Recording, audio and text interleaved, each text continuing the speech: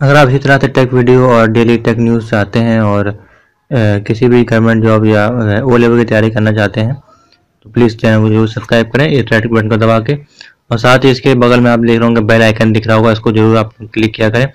तो उससे क्या होगा, आपको जो भी लेटेस्ट वीडियो अपलोड होगी हमारे चैनल पे आपके पास मैसेज के द्वारा आ जाएगी, जिससे आप उसको आसानी से देख सकते हैं। और इससे आपको एकदम फ्री है, आपको सब्सक्राइब करने से कोई पैसा नहीं कटता है, एकदम फ्री ऑफ कॉस्ट है। तो प्लीज़ सब्सक्राइब करें और बेल आइकन को जरूर दबाएं।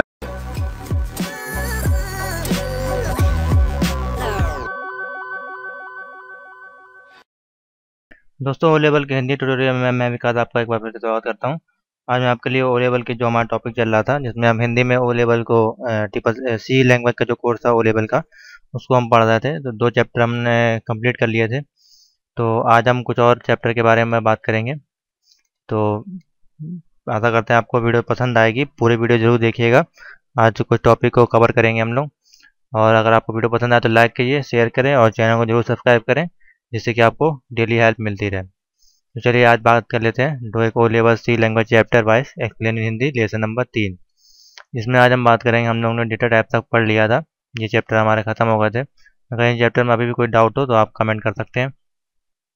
तो आज हम पढ़ेंगे सी वेरिएबल, सी फर्स्ट प्रोग्राम, सी फॉलो चार्ट और ऑपरेटर। तो इन सब के बारे में बात करेंगे, देखते हैं क्या चीज़ें हैं इनमें, और आपको पूरा डिटेल में क्लियर कराएंगे हिंदी में। तो चलिए शुरू करते हैं आज का टॉपिक। तो इंट्रोडक्शन टू सी वेरिएबल, तो इसके बारे में थोड़ा आपको बता दें सी वेरिएबल क्या होता है। चलिए देख लेते हैं।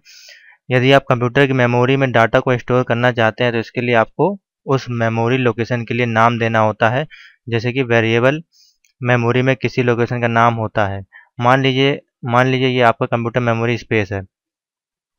आप इसमें कुछ डाटा स्टोर करवाना चाहते हैं, जैसा कि किसी व्यक्ति की उम्र आदि या किसी की जन्मतिथि, कुछ भी आप इसमें एंटर करना चाहते हैं। कंप्यूटर की मेमोरी में डेटा स्टोर करवाने से पहले आप आप बताते हैं कि आप किस तरह का डाटा स्टोर करेंगे। ये डेटा टाइप्स के द्वारा डिफाइन करते हैं, उसी के अकॉर्डिंग आपको मेमोरी में स्पेस मिलता है। यानी यानी कि यदि आपने इंटीजर डिफाइन किया है तो 2 बाइट्स आपको मेमोरी में कंपाइल अलाउड करेगा। इसके साथ ही उसको उस मेमोरी लोकेशन का नाम भी डिफाइन करना होता है, ताकि आप जब भी चाहें उस मेमोरी लोकेशन में स्टोर की गई वैल्यू को इस नाम के द्वारा एक्सेस कर सकें। इस नाम को ही वेरिएबल कहते हैं। तो आपको क्लियर हो गया होगा, फिर से बता देते हैं। मान लीजिए ये यदि आप यदि आपको यदि आप कंप्यूटर की मेमोरी में डाटा को स्टोर करना चाहते हैं तो इसके लिए आपको उस मेमोरी लोकेशन के लिए नाम देना होता है। वेरिएबल मेमोरी में किसी लोकेशन का नाम होता है। मान लीजिए ये आपका, जैसे कि आप चित्र में देख लें, ये आपका मेमोरी स्पेस है, यहाँ आपको कुछ डेटा स्टोर करवाना है, जैसे कि किसी व्यक्ति की उम्र या कुछ भी और हो सकता है डेटा। कंप्यूटर की मेमोरी में डेटा स्टोर करवाने से पहले आप बताते हैं कि आप किस तरह का डेटा स्टोर करेंगे। ये आप डेटा टाइप्स के द्वारा डिफाइन करते हैं, उसी के अकॉर्डिंग आपको मेमोरी में स्पेस मिलता है। यानी कि यदि यदि इसमें इंटीजर डिफाइन किया है तो 2 बाइट्स आपको मेमोरी में कंपाइल अलाउड कर देगा। इसके साथ ही आपको उस मेमोरी लोकेशन का नाम डिफाइन करना होता है, ताकि जब भी चाहें उस मेमोरी लोकेशन में स्टोर की गई वैल्यू को इस नाम के द्वारा एक्सेस कर सकें। इस नाम को ही वेरिएबल कहते हैं। वेरिएबल की वैल्यू चेंजेबल होती है। आप इस वैल्यू को हटाकर दूसरी वैल्यू डाल सकते हैं। ऐसा आप मैन्युअली खुद भी कर सकते हैं या फिर डायनेमिकली प्रोग्राम एग्जीक्यूट के दौरान भी कर सकते हैं। तो चलिए देख लेते हैं creating variable in C language. तो कैसे इसको क्रिएट करते हैं। वेरिएबल क्रिएट करने के लिए सबसे पहले आप डेटा टाइप डिफाइन करते हैं। इसके बाद आप इस एक यूनिक नेम डिफाइन करते हैं। इसका स्ट्रक्चर इस प्रकार होता है। तो उसका स्ट्रक्चर आपको बना कर दिखा देते हैं किस प्रकार बनेगा।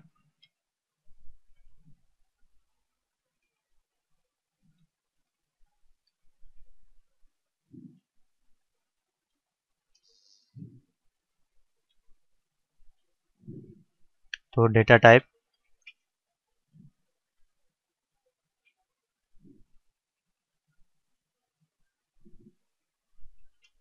वेरिएबल नेम,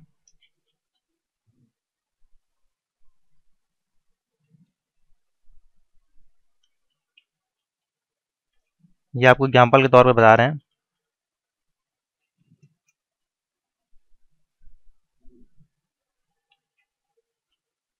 किस तरह से आपका वेरिएबल बनेगा।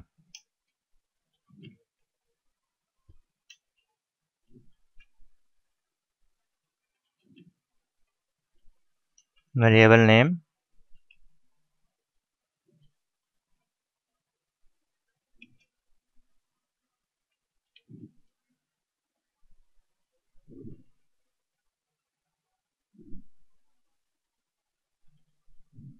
तो ये कुछ इस प्रकार से आपका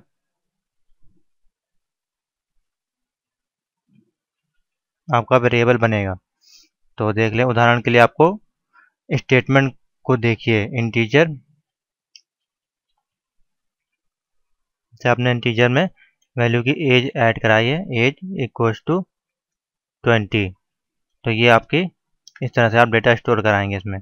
तो इस स्टेटमेंट के द्वारा एक इंटीजर वेरिएबल क्रिएट किया गया है जिसका नाम एज है, और इस वेरिएबल को 25 वैल्यू असाइन, 25 यानी 20 ली हम लोग ने, तो यहाँ पे 20 वैल्यू असाइन की गई है। तो आइए अब समझते हैं कि कंपाइलर इसी स्टेटमेंट को किस प्रकार इंटरप्रेट करता है। तो जब कंपाइलर सबसे पहले इंटीजर को इंटरप्रेट करता है तो वह कंप्यूटर की मेमोरी में से 2 बाइट की मेमोरी अलाउड करता है। इसके बाद जब कंपाइलर एज को इंटरप्रेट करता है तो 2 बाइट की मेमोरी को एज नाम दे देता है। इसके बाद जब कंपाइलर 25 को इंटरप्रेट करता है तो 25 को इस मेमोरी लोकेशन में स्टोर कर देता है। तो कुछ इस प्रकार है, आप लोग चित्र में देख लें। अब जब भी आप इस वैल्यू को एक्सेस करना चाहते हैं तो एज के द्वारा इसे एक्सेस कर सकते हैं। तो जैसे आप एज डालेंगे तो यहाँ पर 25 शो कर देगा। अब इसका देख लेते हैं स्कोप ऑफ वेरिएबल। इसका क्या स्कोप है? कोई वेरिएबल प्रोग्राम में कहाँ तक काम कर सकता है, ये उसका स्कोप होता है। स्कोप के अकॉर्डिंग वेरिएबल को 2 कैटेगरी में डिवाइड किया गया है। तो देख लेते हैं किस प्रकार है।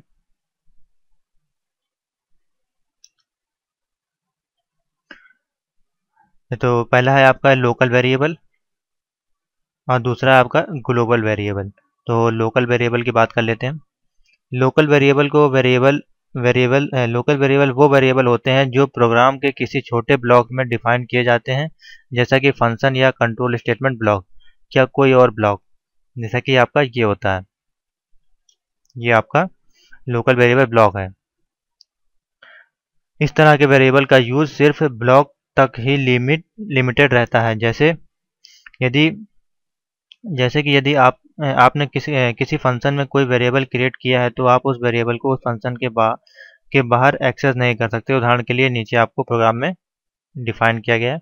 तो अभी आप ये प्रोग्राम देख लें, कुछ इस प्रकार से है।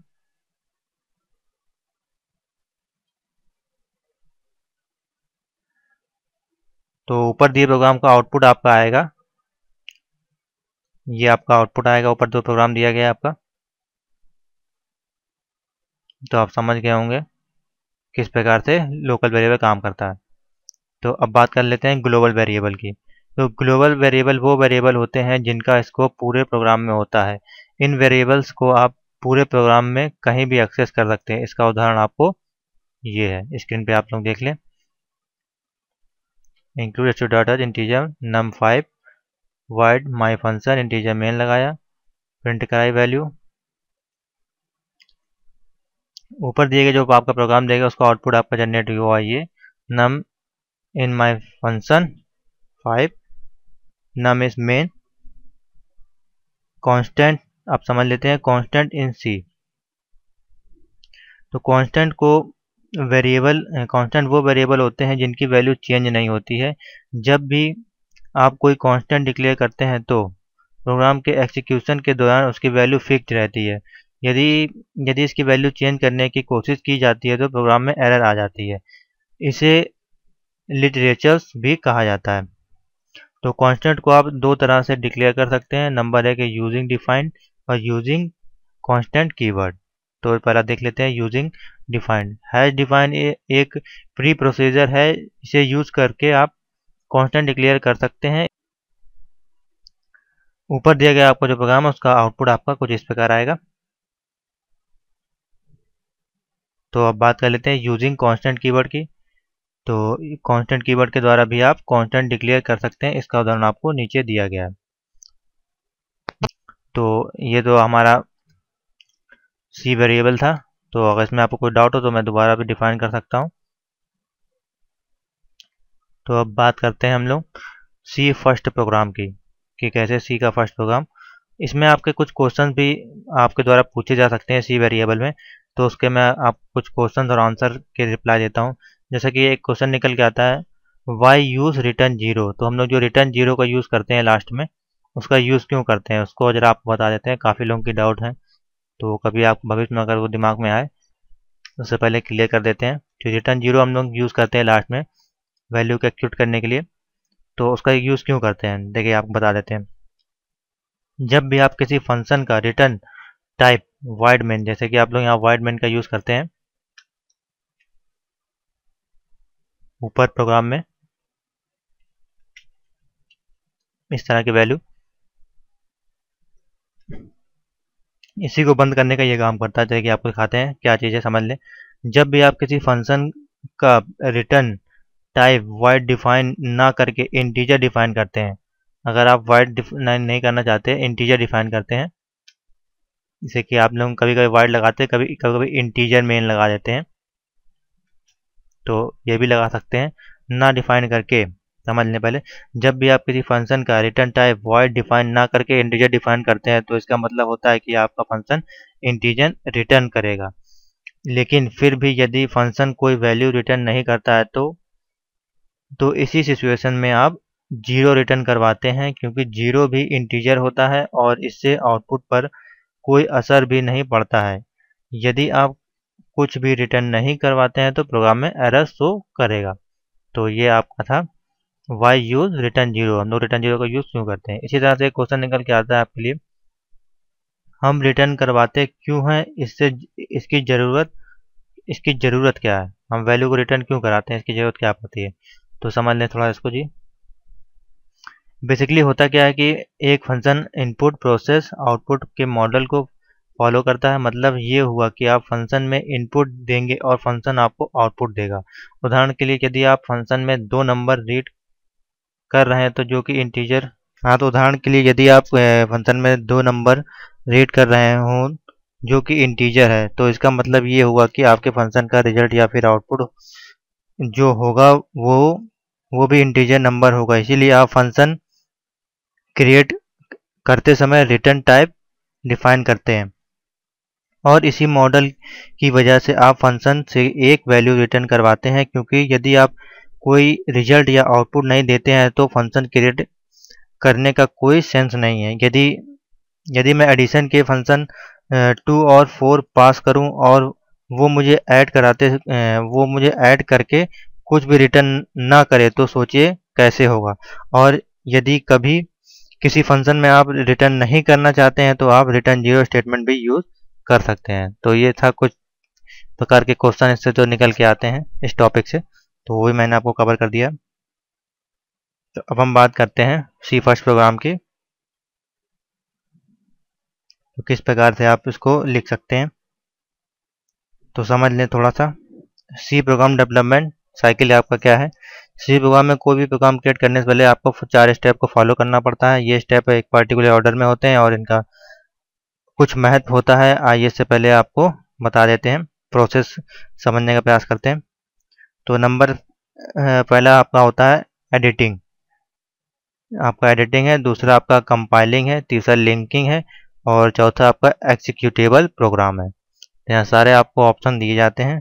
पहले आपको एडिटिंग करनी है यहाँ पे, उसके बाद आपको कंपाइलिंग करनी है यहाँ पे, उसके बाद आपको लिंकिंग करनी है, उसके बाद आपका एक्सिक्यूटेबल फाइल। तो चलिए सबसे पहले समझ लें फर्स्ट स्टेप क्या है। सबसे पहले आप प्रोग्राम को लिखते हैं, इसे प्रोग्राम डेवलपमेंट लाइफ साइकिल का एडिटिंग पार्ट भी कहते हैं। ये प्रोग्राम ह्यूमन रीडेबल फॉर्मेट में होता है। दूसरा चीज़ है, इसके बाद आप प्रोग्राम को कंपाइल करते हैं। ये डेवलपमेंट लाइफ साइकिल का सेकंड स्टेप होता है। इस पार्ट में सभी बग्स को रिमूव करके प्रोग्राम को बाइनरी फॉर्मेट में कन्वर्ट किया जाता है ताकि प्रोग्राम कंप्यूटर इसे प्रोसेस कर सके। नंबर 3 आपका है। इसके बाद लिंकिंग प्रोसेस आदि, इस प्रोसेस में प्रोग्राम को नेसेसरी लाइब्रेरीज के साथ लिंक किया जाता है। जैसे कि आपको पता है कि सी का बेसिक प्रोग्राम भी बिना लाइब्रेरी को इंक्लूड किए नहीं एग्जीक्यूट हो सकता। तो लाइब्रेरी सी प्रोग्राम को एग्जीक्यूट करने के लिए इन्वायरमेंट प्रोवाइड करती है। नंबर 4 आपका है। इसके बाद एक्जीक्यूटेबल फाइल प्रोड्यूस कर दी जाती है, जिसे आप जितनी बार चाहें एक्जीक्यूट कर सकते हैं। एडिटिंग प्रोसेसिंग का output dot C source file होता है, कंपाइलिंग प्रोसेस का इनपुट सोर्स फाइल होती है और output dot O B J file होती है। लिंकिंग प्रोसेस का input dot O B J file होती है और आउटपुट का आपका डॉट ई फाइल होती है। तो ये कुछ प्रकार से आपके जो एक्सटेंशन होते हैं वो है यहाँ पे, किसी लिंकिंग का एक्सटेंशन क्या होता है और कंपाइलिंग का एक्सटेंशन क्या होता है और आपका आउटपुट का एक्सटेंशन क्या होता है। तो ये कुछ प्रकार के थे। तो structure of a C program, structure आप लोग देख लें क्या है सी प्रोग्राम का डायग्राम में। योर फर्स्ट सी प्रोग्राम, तो आप फर्स्ट सी प्रोग्राम आपको लिख के दिखाते हैं किस प्रकार से आप अपना फर्स्ट सी प्रोग्राम लिख सकते हैं। तो सबसे पहले स्टार्ट करते हैं हैश इंक्लूड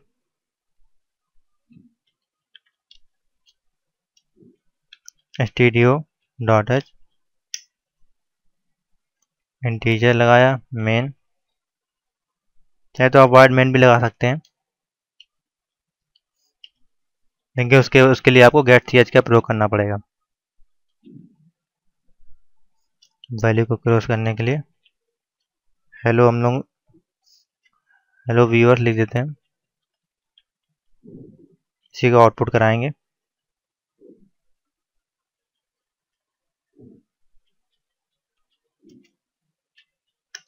तो इसको कंपाइल करते हैं। Alt F9 आपको दबाना, देखिए एक एरर शो कर रहा है, तो ये देख लेते हैं एरर क्यों शो कर रहा है। तो हमने यहाँ पे प्रोग्राम को बंद ही नहीं किया, इस वजह से ये एरर शो कर रहा है। तो ये आपको ध्यान रखना होता है। उसके बाद प्रोग्राम को आप रन कराते हैं, अब देखिए कोई एरर नहीं आ रही है। अब इसको कंट्रोल F9 से आउटपुट देखते हैं इसका।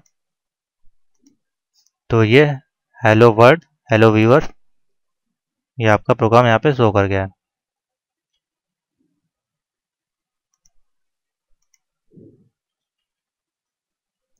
तो इस तरह से प्रोग्राम आप जनरेट करते हैं। तो यहाँ समझ लें थोड़ा, ऊपर दिए जो आपको प्रोग्राम दिया है समझाया गया है वो आपको आउटपुट जनरेट करता है। हेलो रीडर, सबसे पहली लाइन में stdio.h हेडर फाइल को प्रोग्राम में इंक्लूड किया गया है। ये एक standard input output reader header file होती है जो प्रोग्राम में इनपुट और आउटपुट के को हैंडल करती है। इसे प्री प्रोसीजर डायरेक्टिव भी कहते हैं। तो ये आपका जो हैज इंक्लूड stdio.h है, ये हेडर फाइल है आपका। जिससे भी क्वेश्चन पूछा था कि सी की हेडर फाइल क्या होती है, तो वहाँ पे आप लोग इंक्लूड stdio.h बताएंगे। ये आपका ऑब्जेक्टिव में पूछ लिया जाता है। इसके बाद मेन ऑब्जेक्ट मेथड को स्टार्ट किया जाता है, जैसे कि इंटीजर मेन लगा। मेन मेथड से ही प्रोग्राम का एग्जीक्यूशन स्टार्ट होता है।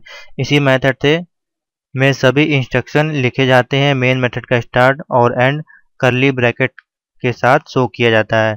इस करली ब्रैकेट के भीतर के सभी इंस्ट्रक्शन एग्जीक्यूट किए जाते हैं। मेन फंक्शन को इंटीजर टाइप के साथ डिफाइन किया गया है। ये एक स्टैंडर्ड है। इंटीजर टाइप के बारे में आप आगे की वीडियो में जानेंगे। मेन फंक्शन को एक इंटीजर वैल्यू रिटर्न करनी होती है। यदि आप प्रोग्राम में मेन फंक्शन में कोई वैल्यू रिटर्न नहीं करते हैं तो प्रोग्राम के आखिर में आपको रिटर्न जीरो स्टेटमेंट डिफाइन करना पड़ता है। अब कमेंटिंग देख ले। कमेंट आपके प्रोग्राम में वो टेक्स्ट होता है जिसे कंपाइलर इग्नोर कर देता है। ये टेक्स्ट बाकी स्टेटमेंट की तरह एग्जीक्यूट नहीं होता है। कमेंट्स प्रोग्राम में किसी स्टेटमेंट को या फिर प्रोग्राम को डिफाइन करने के लिए यूज किए जाते हैं। सी लैंग्वेज में कमेंटिंग की जनरल फॉर्म नीचे दी जा रही है आपको। तो ये जो आप लोग चित्र में देख लें, इस प्रकार से अगर आप कमेंट करते हैं तो इसको ब्लॉक कर देता है। देख लिया, आपको दिखा देते हैं यहीं पे।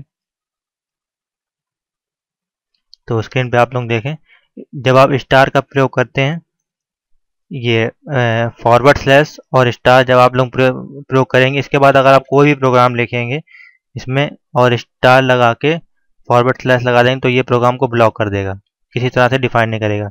जैसे कि मान लीजिए हमने इंटीजर मेन लिखा तो अभी ये वाइट और ग्रीन कलर से डिनोट हो रहा है। अगर इसको ब्लॉक करना चाहते हैं कंटेंट को, तो यहाँ पे फॉरवर्ड स्लैश और स्टार लगा देंगे तो ये कंटेंट ब्लॉक हो जाएगा। तो इस तरह से आपको कमेंट को ब्लॉक करना है। मान लीजिए कहीं कोई प्रोग्राम आपको स्टॉप करना है तो वहाँ पे इसका प्रयोग किया जाता है। जैसे कि आप ऊपर दिए गए प्रोग्राम में देख सकते हैं, कमेंट के माध्यम से प्रोग्राम में दूसरे स्टेटमेंट के बारे में एक्सप्लेनेशन दी गई है। ये प्रोग्राम नीचे आपका आउटपुट हेलो वर्ड करेगा। तो चलिए आपको ये प्रोग्राम देख लें, इस तरह से बनेगा। और ये हेलो वर्ड का प्रोग्राम आपको दिखा देते हैं। ऑलरेडी बना के रखा हुआ है। तो ये कुछ इस प्रकार से है। तो इसको जब हम लोग रन कराएंगे तो ये आउटपुट में आपका हेलो वर्ड शो करेगा। तो इसमें अगर आप नेक्स्ट लाइन लगा देंगे यहाँ पे इस तरह से, तो ये नेक्स्ट लाइन में प्रिंट होगा। तो चलिए अब बात करते हैं आगे के बाद फ्लो के बारे में। सेम यही चीज़ है। तो अब बात करते हैं ऑपरेटर की। तो इंट्रोडक्शन टू सी ऑपरेटर। तो सी ऑपरेटर की बात करेंगे अब हम। सी ऑपरेटर क्या होते हैं? वेरिएबल के अंदर वैल्यू स्टोर करवाकर आप इन वेरिएबल पर कई प्रकार के ऑपरेटर परफॉर्म कर सकते हैं। उदाहरण के लिए दो इंटीजर वेरिएबल के अंदर वैल्यू स्टोर करवाकर आप एडिशन का ऑपरेशन परफॉर्म कर सकते हैं और इन दोनों वेरिएबल की वैल्यू को सम को प्रिंट करवा सकते हैं। इसी प्रकार आप और भी अलग अलग ऑपरेशन वेरिएबल के साथ परफॉर्म कर सकते हैं। वेरिएबल के साथ ऑपरेशन परफॉर्म करने के लिए आपको अलग अलग ऑपरेटर्स यूज करने पड़ते हैं। इस चैप्टर में आपको ऐसे ही ऑपरेटर के बारे में बताया जा रहा है। ऑपरेशंस में ऑपरेटर्स के साथ जो वेरिएबल यूज होते हैं वो ऑपरेंड कहलाते हैं। उदाहरण के लिए नीचे आपको स्टेटमेंट में दिया गया है, जैसे कि आपको दिखा देते हैं। तो मान लीजिए c equals to a plus b. तो ये इस प्रकार से आपका उदाहरण है ऑपरेटर का। तो ऊपर दिए गए स्टेटमेंट में ए और बी ऑपरेटर प्लस के साथ यूज किया गया, इसलिए ये दोनों वेरिएबल ऑपरेंड कहलाएंगे। ऑपरेटर टू प्रकार के होते हैं, यूनरी और बाइनरी। तो यूनरी इस प्रकार के ऑपरेटर सिर्फ एक ही ऑपरेंड के साथ यूज किए जाते हैं और बाइनरी आपका इस प्रकार के ऑपरेटर के साथ दो ऑपरेंड यूज किए जाते हैं। आइए सी लैंग्वेज में यूज होने वाले आपके ऑपरेटर के बारे में जानने का प्रयास करते हैं। तो अर्थमेटिक ऑपरेटर, सबसे पहले आपका अर्थमेटिक ऑपरेटर आता है, जिसमें आपका देख लेते हैं किस प्रकार है। Arithmetic operator mathematical operation perform करने के लिए यूज किए जाते हैं, जैसे कि addition, subtraction, division and multiplication आदि। अर्थमेटिक ऑपरेटर 5 प्रकार के होते हैं। ये बेसिक मैथमेटिकल ऑपरेटर होते हैं। तो पहला आपका एडिशन है। ये ऑपरेटर दो वेरिएबल को वैल्यू को ऐड करता है। माइनस है आपका सब्ट्रैक्शन है। ये ऑपरेटर एक वेरिएबल की वैल्यू में से दूसरे वेरिएबल की वैल्यू को घटाता है। जो तीसरा आपका मल्टीप्लिकेशन है। ये ऑपरेटर दो वेरिएबल की वैल्यू को गुणा करता है, यानी मल्टीप्लाई करता है। और चौथा है आपका डिवीजन। ये ऑपरेटर एक वेरिएबल की वैल्यू के दूसरे वेरिएबल को डिवाइड करता है। पांचवा आपका परसेंटेज। ये ऑपरेटर डिवीजन के बाद शेष बची वैल्यू को प्राप्त करने के लिए यूज किया जाता है। तो ये कुछ इस प्रकार के आपके अर्थमेटिक ऑपरेटर थे। तो दूसरा आपका रिलेशनल ऑपरेटर है, इनके बारे में देख लेते हैं कहाँ पे इसका यूज होता है, समझ लें। रिलेशनल ऑपरेटर को दो वेरिएबल की वैल्यू को कंपेयर करने के लिए यूज किए जाते हैं। जैसे कि आप इन ऑपरेटर का यूज करके पता लगा सकते हैं कि आप किन्हीं दो वेरिएबल की वैल्यू बराबर है, और यदि बराबर नहीं है तो कौन से वेरिएबल की वैल्यू बड़ी है और कौन से वेरिएबल की वैल्यू छोटी है। इस तरह के ऑपरेटर्स को conditional statement if else, switch, for, while आदि के साथ यूज किया जाता है। ये ऑपरेटर कंडीशन चेक करने के लिए यूज किए जाते हैं। कंडीशन ट्रू होने पर वैल्यू ट्रू हो जाती है और कंडीशन फॉल्स होने पर वैल्यू फॉल्स हो जाती है। तो ये बात आप लोग ध्यान रखिएगा कि जो आपके रिलेशनल ऑपरेटर्स हैं ये इफ एल्से, स्विच, फॉर और व्हाइल आदि में के साथ यूज किए जाते हैं। तो सी लैंग्वेज में यूज होने वाले रिलेशनल ऑपरेटर के बारे में आपको जानकारी देते हैं किस प्रकार से। डबल इक्वल, मतलब इक्वल टू का जो साइन होता है, ये ऑपरेटर चेक करता है कि क्या दोनों वेरिएबल की वैल्यू बराबर है यानी इक्वल है। और नॉट इक्वल का साइन, साइन भी आप लोग देखते हैं चित्र में। नॉट इक्वल का साइन क्या डिनोट करता है? ये ऑपरेटर चेक करता है कि दोनों वेरिएबल वैल्यू नॉट इक्वल है। तीसरा आपका लेस देन, ये ऑपरेटर चेक करता है कि क्या लेफ्ट ऑपरेंड की वैल्यू राइट ऑपरेंड से छोटी है। चौथा है आपका ग्रेटर देन, ये ऑपरेटर चेक करता है कि क्या लेफ्ट ऑपरेंड की वैल्यू राइट ऑपरेंड से बड़ी है। पांचवा है आपका लेस देन इक्वल, तो ये ऑपरेटर चेक करता है कि क्या लेफ्ट ऑपरेंड की वैल्यू राइट ऑपरेंड से छोटी है या उसके समान है। उसके बाद है आपका छठा ग्रेटर देन इक्वल, ये ऑपरेटर चेक करता है कि क्या लेफ्ट ऑपरेंड की वैल्यू राइट ऑपरेंड से बड़ी है या उसके समान है। तो ये कुछ इस प्रकार के रिलेशनल ऑपरेटर थे आपके। अब बात कर लेते हैं लॉजिकल ऑपरेटर की। इनको आप लोग बहुत अच्छे से नोट कर लें। जो लोग हिंदी में लिखते हैं पेपर, उनके लिए बहुत इंपॉर्टेंट है, वो इनको नोट कर लें। और अगर आपसे पूछा जाए लॉजिकल ऑपरेटर क्या होते हैं, रिलेशनल ऑपरेटर क्या होते हैं, या फिर अर्थमेटिक ऑपरेटर क्या होते हैं, इस प्रकार के क्वेश्चन भी आते हैं, तो इसको आप लोग लिख सकें। तो अब बात करते हैं लॉजिकल ऑपरेटर की। लॉजिकल ऑपरेटर को डिसीजन मेकिंग स्टेटमेंट के साथ यूज़ किया जाता है। ये आपको ऑब्जेक्टिव में भी खूब पूछे जाते हैं, इसलिए आप लोग उसको जरूर तैयार कर लें। लॉजिकल ऑपरेटर को डिसीजन मेकिंग स्टेटमेंट के साथ यूज़ किया जाता है। ये ऑपरेटर कंट्रोल स्टेटमेंट के साथ दो कंडीशन को चेक करने के लिए यूज़ किए जाते हैं। उदाहरण के लिए आप किसी भी इफ स्टेटमेंट में एक ही जगह दो कंडीशन चेक कर सकते हैं। तो लॉजिकल ऑपरेटर के बारे में आपको ये कुछ चिन्ह है, आपको देख लें। डबल एंड, तो ये कुछ इस प्रकार से होता है। जब आप यहाँ पे ये डबल एंड यूज़ करेंगे तब उसका क्या मतलब होगा, जब दो कंडीशन ट्रू होती हैं तब कंट्रोल स्टेटमेंट की वैल्यू ट्रू हो जाती है। उसके बाद आपका और का चिन्ह है, और का चिन्ह देख लें, कुछ इस प्रकार से आपका और का चिन्ह होता है। एंटर के ऊपर शिफ्ट बटन होती है। जब कोई भी एक कंडीशन ट्रू हो तो भी कंट्रोल स्टेटमेंट की वैल्यू ट्रू होती है। उसके बाद आपका नॉट का है, तो ये नॉट का चिन्ह है आपका। इसमें आपका ये ऑपरेटर एक ही कंडीशन के साथ यूज किया जाता है। जब वो कंडीशन फॉल्स होती है तो कंट्रोल स्टेटमेंट भी की वैल्यू भी ट्रू होती है। उसके बाद हम लोग देख लेते हैं बिट वाइज ऑपरेटर। तो ये काफ़ी लंबा चैप्टर है, सोच रहे हैं कि इसको बाद में बता दिया जाए आपको नेक्स्ट वीडियो में, क्योंकि काफ़ी लंबा टॉपिक है। तो आज की वीडियो यहीं पे ख़त्म करते हैं, तो नेक्स्ट वीडियो में हम पढ़ेंगे बिट वाइज ऑपरेटर। तो आशा करते हैं वीडियो आपको पसंद आई होगी। तो थैंक यू फॉर वॉचिंग।